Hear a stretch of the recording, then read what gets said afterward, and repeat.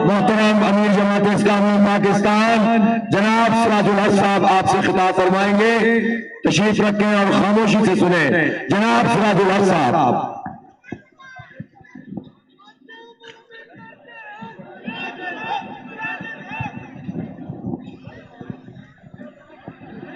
الحمد للہ رب العالمین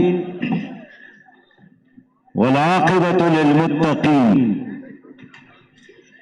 والصلاة والسلام على رسوله محمد وآلہ وأصحابہ اجمعین۔ اما بعد فاعوذ باللہ من الشیطان الرجیم، بسم اللہ الرحمن الرحیم۔ وَلَقَدْ أَرْسَلْنَا رُسُلُنَا بِالْبَيِّنَاتِ وَأَنزَلْنَا مَعَهُمُ الْكِتَابَ وَالْمِيزَانَ لِيَقُومَ النَّاسُ بِالْقِسْطِ صدق اللہ العظیم۔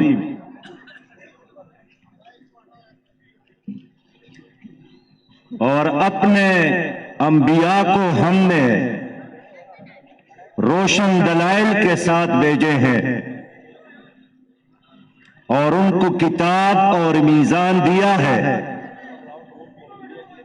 تاکہ دنیا میں انصاف قائم ہو۔ برادر محترم جناب اسد اللہ بھٹو صاحب، جناب محمد حسین محنتی صاحب، جناب حافظ نعیم الرحمان صاحب،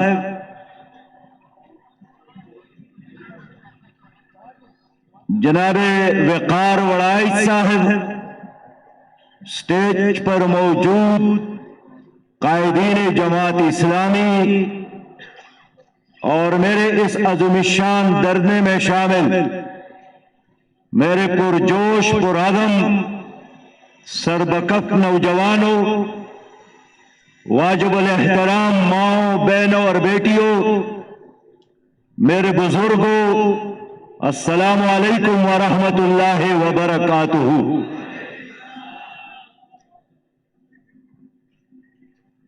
چوبیس دنوں سے مسلسل اس عظیم الشان دھرنے کو جاری رکھنے پر میں کراچی کے عوام کو مبارکباد پیش کرتا ہوں، خاص کر ہمارے کراچی کے ماؤں، بہنوں اور بیٹیوں کو کہ شدید آندھی اور طوفان میں، بارش میں، سردی اور گرمی میں انہوں نے اس جدوجہد کو جاری رکھا ہے اور آج بھی ایک مختصر نوٹس پر اتنی بڑی تعداد میں شہر کراچی یہاں پر موجود ہے۔ میں اس جدوجہد پر، محنت پر، تسلسل پر شاباش دیتا ہوں۔ میرے بہت ہی پیارے بھائیوں اور بہنوں، حضرت عدی بن حاتم طائی فرماتے ہیں کہ میں رسول اللہ صلی اللہ علیہ وسلم کے مجلس میں موجود تھا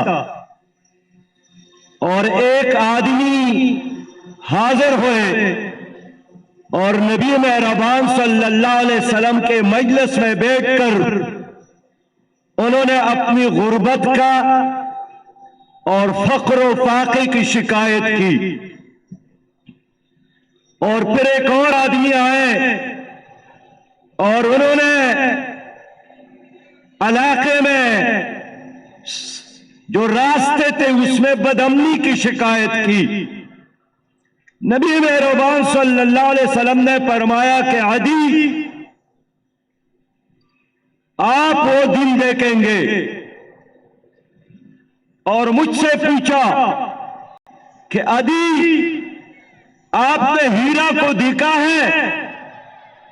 میں نے کہا کہ حضور میری ماں باپ آپ پر قربان ہو، میں نے ہیرا کو دیکھا تو نہیں ہے، سنا ضرور ہے۔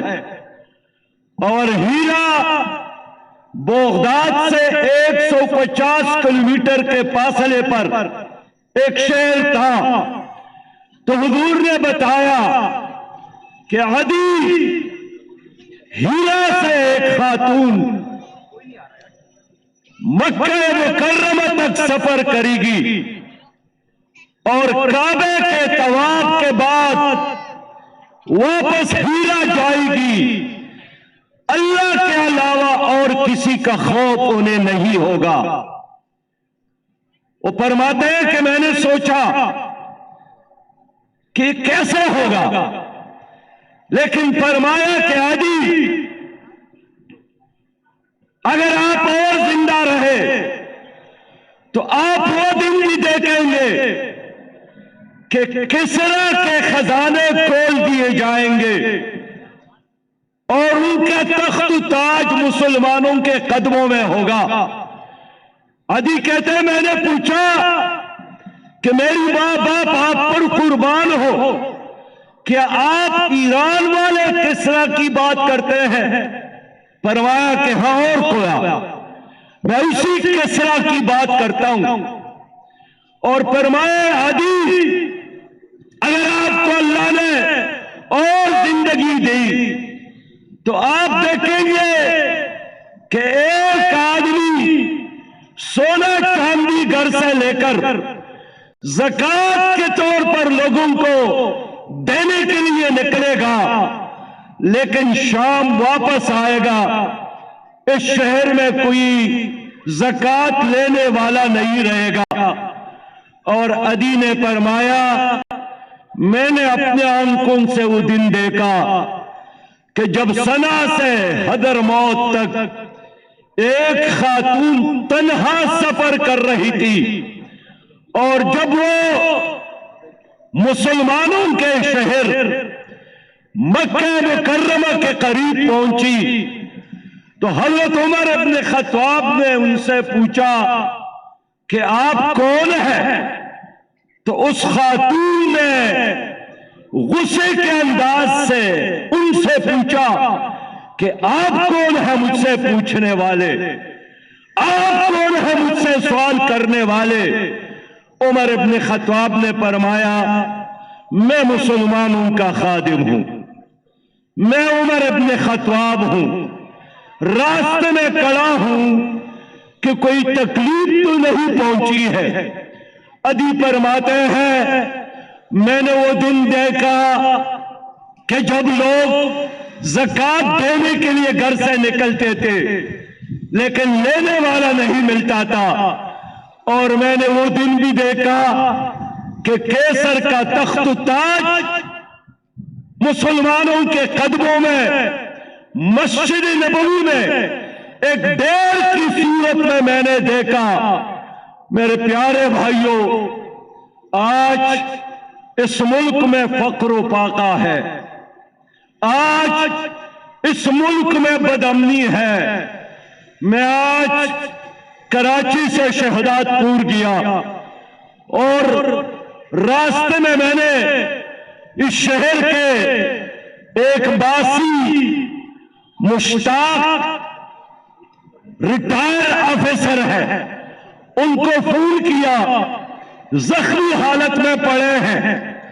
گزشتہ ہفتے میزان بینک سے 65 لاکھ روپے لے کر گھر جا رہے تھے کہ راستے میں اس کو پکڑا گیا، 8 گولیاں ماری گئی، 65 لاکھ روپے اسے چھین لیے گئے، اور آج بھی وہ اپنے گھر میں موت اور حیات کی کشمکش میں ہے۔ میں نے ان کے گھر فون کیا تو بتایا گیا کہ میرے بعد اس شہر کا ایک اور رہنے والا جو ہندو ہے وہ بھی اسی بینک سے پیسے لینے گئے، 60 لاکھ روپیہ پیسے بھی چھین لیے گئے۔ اور ان کو بھی قتل کیا گیا، اور بتایا کہ اسی طرح 5 واردات ہو گئے ہیں۔ اس شہر میں بدامنی ہے، اس شہر میں جان اور مال محفوظ نہیں ہے میرے پیارے بھائیوں۔ اور یہ صرف شہر کی بات نہیں ہے، آج میں نے سندھ دیکھا، اندرونی سندھ کے گھوٹوں کو دیکھا، مین سڑک کو چھوڑ کر ہر سندھ کا گھوٹ، ہر سندھ کا چھوٹا بڑا شہر ایک کھنڈرات میں تبدیل ہو چکا ہے، کوئی پوچھنے والا نہیں ہے۔ میں آپ سے یہ عرض کرنا چاہتا ہوں کہ ان تمام مسائل کا حل اس ملک میں لا الہ الا اللہ کا نظام ہے، شریعت کا نظام ہے، قرآن کا نظام ہے، عدل کا نظام ہے۔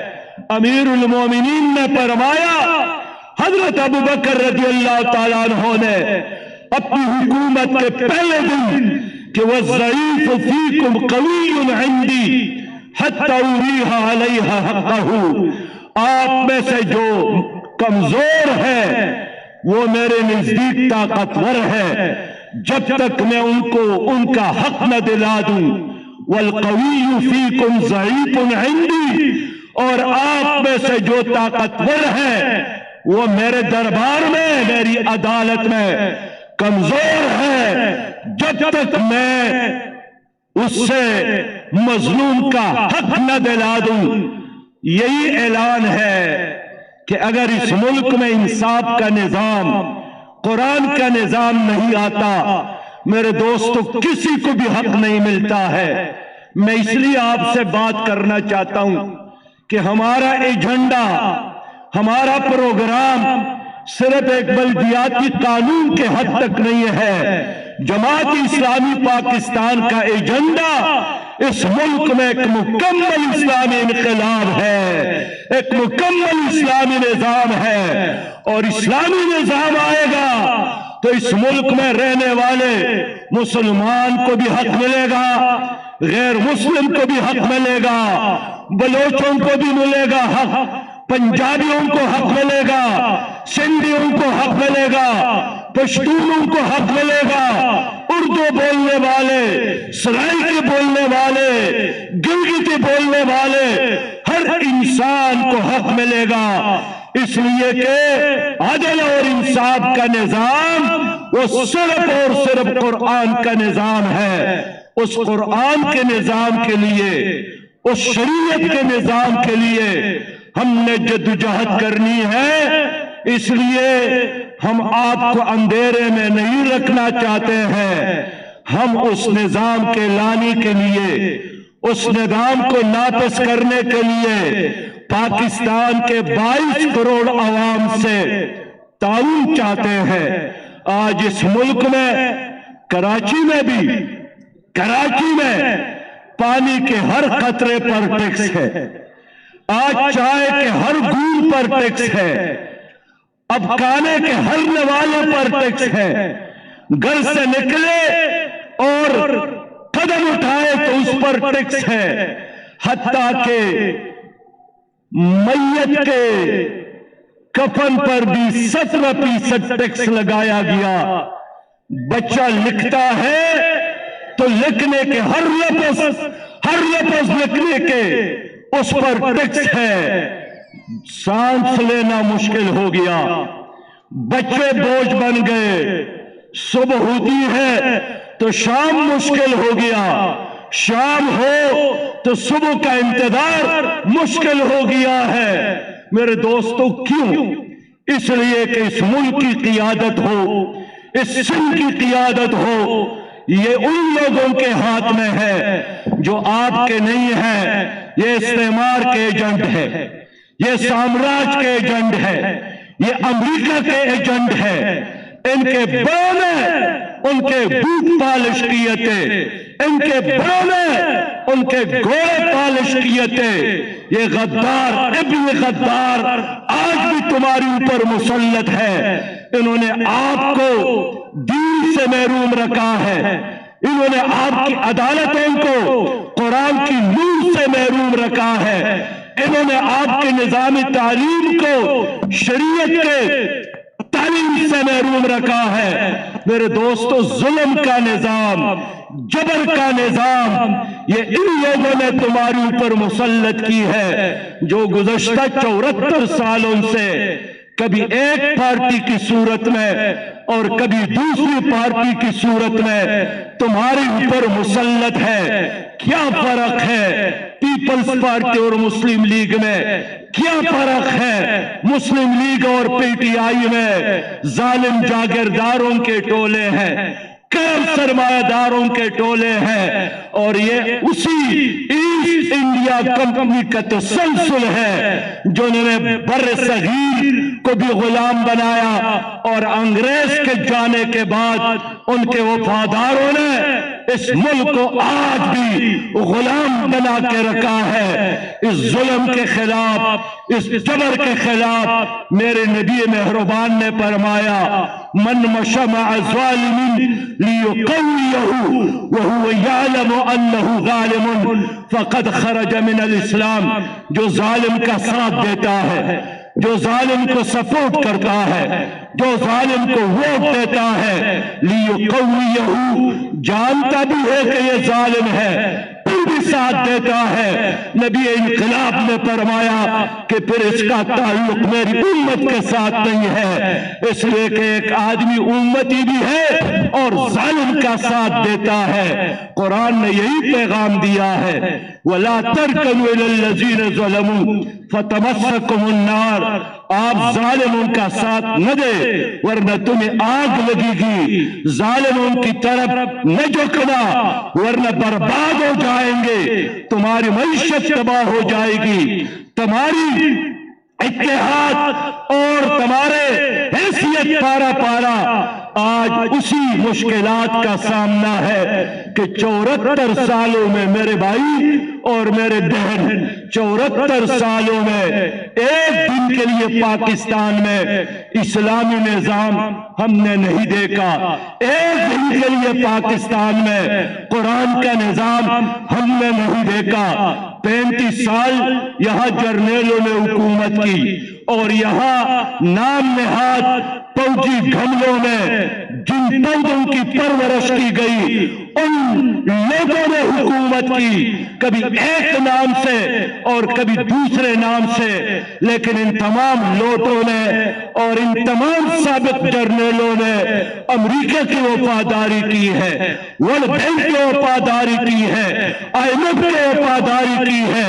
انہوں نے اس قوم کے لیے کچھ نہیں کیا، انہوں نے جغرافیہ کو سبوتاژ کیا، پاکستان کے جغرافیہ کے ساتھ غداری کی، اور انہوں نے پاکستان کی نظریے کے ساتھ غداری کی۔ یہی وجہ ہے کہ یہاں 24 دن ہو گئے، 24 دنوں سے کراچی کے لوگ دھرنے پر دھرنے میں موجود ہے، لیکن نہ ہماری عدالت اس پر سو موٹو ایکشن لیتی ہے کہ سپریم کورٹ کا چیف جسٹس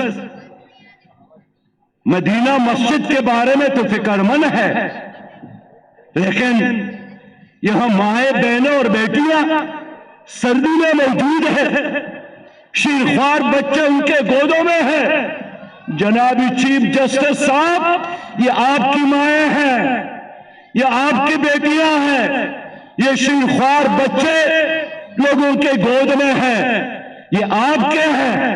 آپ کیوں اس وزیر اعلیٰ کو نہیں بلاتے کہ گنگے اور اندھے وزیر اعلیٰ، یہ لوگ آپ کے پروونشل اسمبلی کے گیٹ پر بیٹھے ہیں، 24 دنوں سے بیٹھے ہیں، اور آپ دس سے مست ہی ہوتے۔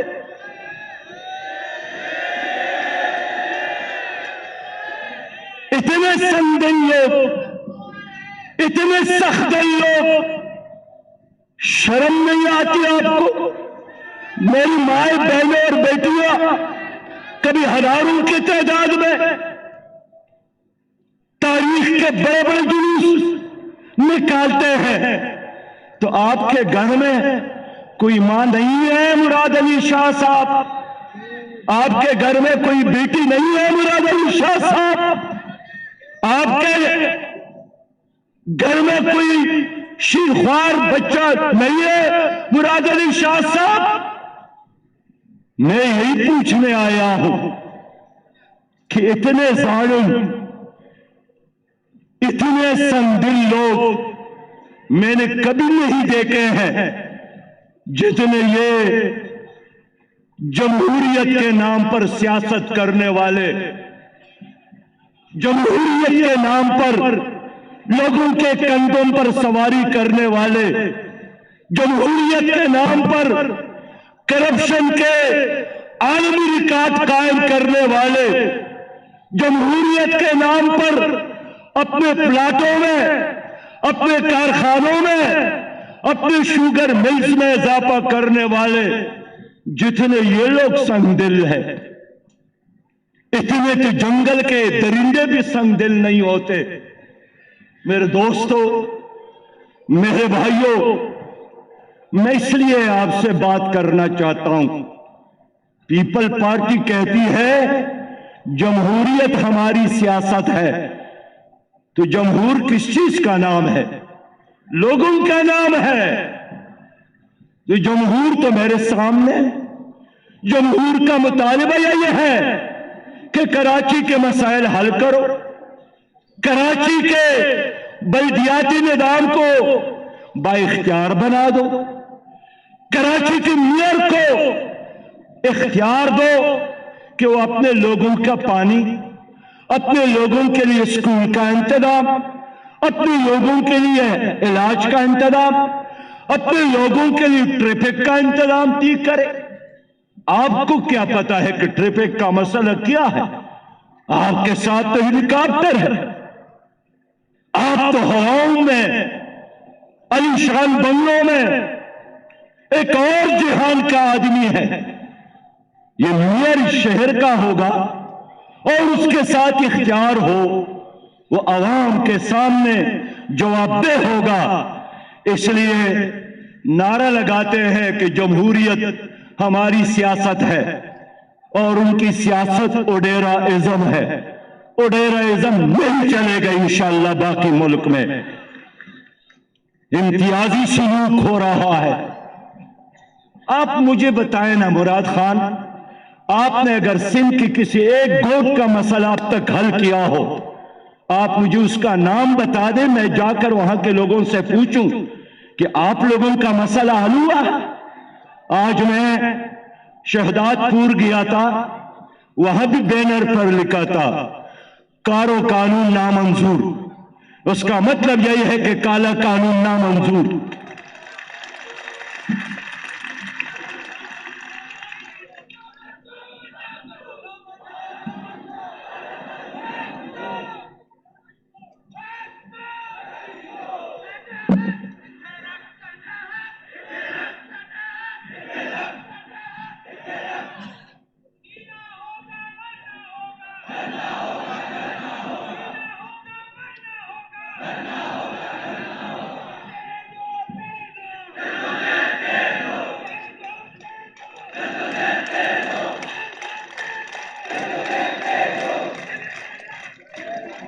میں پیپلز پارٹی کو کہنا چاہتا ہوں، لوگوں کی آواز سنو۔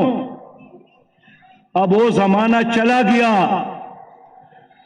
کہ آپ سن کارڈ استعمال کرتے تھے، اب تمہارا سن کارڈ نہیں چلے گا۔ اس شہر میں خلیل خان ایک آدمی تھا، پاختہ اڑایا کرتے تھے۔ میرے دوستو، اب دیکھیں کس طرح ایک دوسرے کا ساتھ دیتے ہیں۔ اندر سے P T I, Peoples Party ملے ہوئے ہیں۔ یہی ان کے درمیان انڈرسٹینڈنگ ہے کہ کبھی کبھار مائنڈ نہ کرنا، ہوائی فائرنگ کرتے رہیں گے، لیکن مرکز میں آپ آرام کے ساتھ رہے اور صوبے میں ہم آرام کے ساتھ رہے۔ کبھی پی ڈی ایم کھیلتے رہیں گے، کبھی نکلیں گے، کبھی داخل ہوں گے، کبھی لڑتے ہیں، کبھی ایک سٹیج پر کھڑے ہو کر کہ مریم اور بلاول بہن بھائی، کبھی آپس میں لڑتے ہیں۔ کب تک عوام کے ساتھ آپ یہ چل چلاؤ جاری رکھیں گے؟ یہ ایک لوگ ہے۔ اب اس ملک کو انقلاب کی ضرورت ہے، اس ملک کو تبدیلی کی ضرورت ہے، حقیقی انقلاب، اسلامی انقلاب، حقیقی تبدیلی، اسلامی تبدیلی۔ میں نے ایک دوست سے پوچھا کہ بابا وہ تبدیلی کہاں گئی؟ اس نے کہا کہ اور کیا تبدیلی؟ 5 بار تو ہم نے پنجاب کا چیف سیکرٹری تبدیل کیا، 6 بار ہم نے آئی جی پی کو تبدیل کیا، ایس ایچ او کو تبدیل کیا، ڈپٹی کمشنر کو تبدیل کیا۔ یہی ہے تبدیلی۔ میرے بھائیوں، اس لیے یہ ایک طویل جدوجہد ہے، یہ ایک طویل معرکہ ہے۔ مجھے افغانستان کے ایک سابق نائب وزیر اعظم احمد زئی صاحب آئے تھے چند سال قبل، ایک بڑی دلچسپ بات کی کہ نیٹو افواج کے سربراہ نے مجھے بلایا اور درخواست کی کہ افغان طالبان کے ساتھ میرے مذاکرات کروا دے۔ کہتے ہیں میں نے 3-4 مہینے محنت کی تو افغانستان کے طالبان نے ایک 21 سالہ نوجوان بھیجا۔ اب ایک طرف 60 سالہ جرنیل نیٹو کا اور دوسرے طرف 21 سال کا نوجوان جو پشتو کے علاوہ اور کوئی لفظ نہیں جانتا تھا۔ کہتے میں ترجمانی کرتا تھا۔ تو نیٹو کے جرنیل نے بڑی لمبی بات کی، اس کے جواب میں اس 21 سالہ نوجوان نے کہا کہ اس جنرل کو یہ کہہ دے کہ اگر آپ تک گئے ہیں تو آپ واپس جائیں، ہم تو جنگ کرتے کرتے ابھی تک نہیں تکے ہیں۔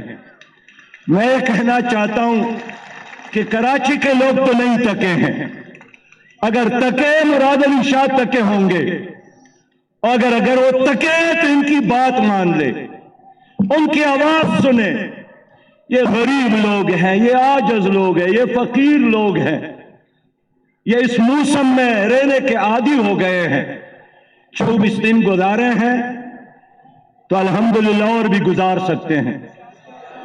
اس لیے میں پیپلز پارٹی سے کہنا چاہتا ہوں کہ آپ لوگوں کی بات سن لے، آپ ان کی بات سن کر ان کے مطالبات مان کر جمہوری ہونے کا ثبوت دے دے۔ اگر آپ نے یہ نہیں کیا تو میں آپ کو لکھ کر دیتا ہوں کہ نقصان آپ ہی کا ہوگا، ہمارا کچھ نہیں بگڑے گا۔ ہمارے ساتھ کیا ہے جو ہم سے لے گا؟ ہمارا کیا نقصان ہوگا؟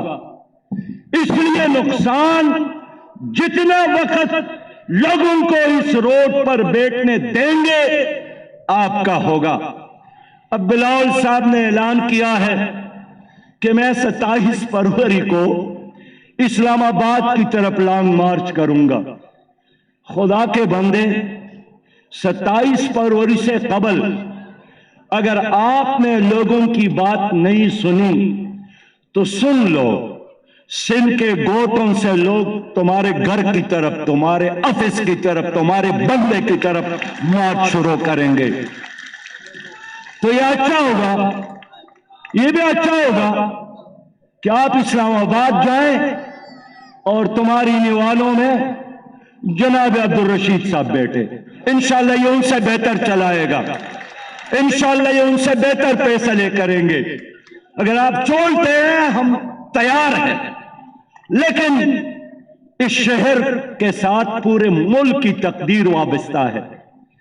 کراچی پاکستان کی ماں ہے، یہ ایک غریب پرور شہر ہے، یہ ایک مزدور پرور شہر ہے۔ یہ شہر ترقی کرے گا تو پاکستان ترقی کرے گا۔ اس لیے ان لوگوں کی بات مان لے، اس میں آپ کی خیر اور بلائی ہے۔ مجھے یہاں بتایا گیا اسٹیل مل کے مزدور یہاں پر آئے ہیں، عمران خان نے اعلان کیا کہ میں 1 کروڑ نوجوانوں کو نوکریاں دوں گا۔ یہاں آ کر معلوم ہوا کہ 5500 باروزگار لوگوں کو اسٹیل مل سے فارغ کیا ہے۔ یہ شرم کی بات ہے۔ 1 کروڑ دینے کی بجائے جن کے ساتھ نوکریاں تھی آپ نے ان کو بھی فارغ کیا، اور ساتھ کہتے ہیں کہ گھبرانا نہیں اور سکون قبر میں ملے گا۔ میں کہنا چاہتا ہوں آپ جیسے حکمران کو قبر میں بھی سکون نہیں ملے گا۔ اتنے کروڑ لوگ آپ کو بددعائیں دیتے ہیں۔ آج انہوں نے کہا کہ اگر مجھے دفتر سے نکالا گیا یا میں باہر آیا دفتر سے اور وزیر اعظم نہیں رہا تو میں تمہارے لیے زیادہ خطرناک ثابت ہو سکتا ہوں۔ میں کہتا ہوں عمران خان صاحب، میں وہ دن دیکھتا ہوں کہ آپ اور نواز شریف صاحب دونوں لندن کے کرکٹ گراؤنڈ میں انشاءاللہ اکٹھا کرکٹ کھیلیں گے۔ دونوں کا زمانہ ختم ہو گیا ہے، فیل ہو گئے ہیں۔ میں کلیئر کرنا چاہتا ہوں، کچھ لوگ صدارتی نظام کی بات کرتے ہیں۔ میں کہتا ہوں بابا ٹرک کی پیچھے قوم کو نہ لگانا۔ پارلیمانی نظام آئین کا تقاضا ہے، اور اگر آپ نے ایک بار اس آئین کو ختم کیا پھر کون ہوگا جو پوری قوم کو ایک آئین پر اکٹھا کرے؟ اس لیے اس آئین کے اندر ایک ویلفیئر اسلامی ریاست کی وجود کے تمام ایک روڈ میپ موجود ہے۔ افسوس یہ ہے کہ آپ اس پر عمل نہیں کرتے۔ اس ملک کو صدارتی نظام کی بجائے اسلامی نظام کی ضرورت ہے، قرآن کے نظام کی ضرورت ہے۔ شخصی نظاموں کو ہم نے دیکھا ہے، جرنیلوں کے نظام کو ہم نے دیکھا ہے، امریتوں کے نظام کو ہم نے دیکھا ہے۔ اب آئے گا اس ملک میں تو صرف اسلامی نظام آئے گا، اسلامی نظام آئے گا، اسلامی نظام آئے گا انشاءاللہ۔ میں ایک بار پھر کراچی کے امیر کو، ان کے پوری ٹیم کو، تمام کارکنان کو شاباش مبارکباد دیتا ہوں، اور انشاءاللہ بہت جلد ہم اپنے کامیابی پر اللہ کا شکر اور خوشی کا دن منائیں گے۔ السلام علیکم ورحمۃ اللہ وبرکاتہ۔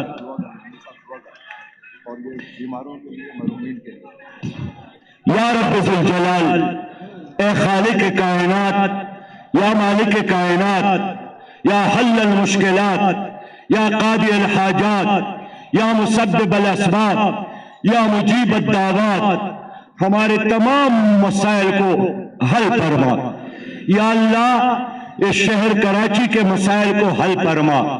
اللہ رب کریم پاکستان کو اسلامی نظام کا گہوارہ بنا دے، امن کا گہوارہ بنا دے۔ یا رب کریم جو ہمارے کارکنان بیمار ہیں ان کو شفائے کاملہ عطا فرما، جن کے لوگ وفات پا گئے ہیں ان کی مغفرت فرما۔ جتنے لوگوں نے یہاں جدوجہد میں حصہ لیا، ہر قدم کے بدلے، ہر لفظ کے بدلے، ہر نعرے کے بدلے، ہر نظر کے بدلے اللہ تعالیٰ ان کو جنت الفردوس عطا فرما۔ اللہم ربنا افرغ علینا صبرا وثبت اقدامنا وانصرنا علی القوم الکافرین برحمتک یا ارحم الراحمین۔ اسلام زندہ باد، پاکستان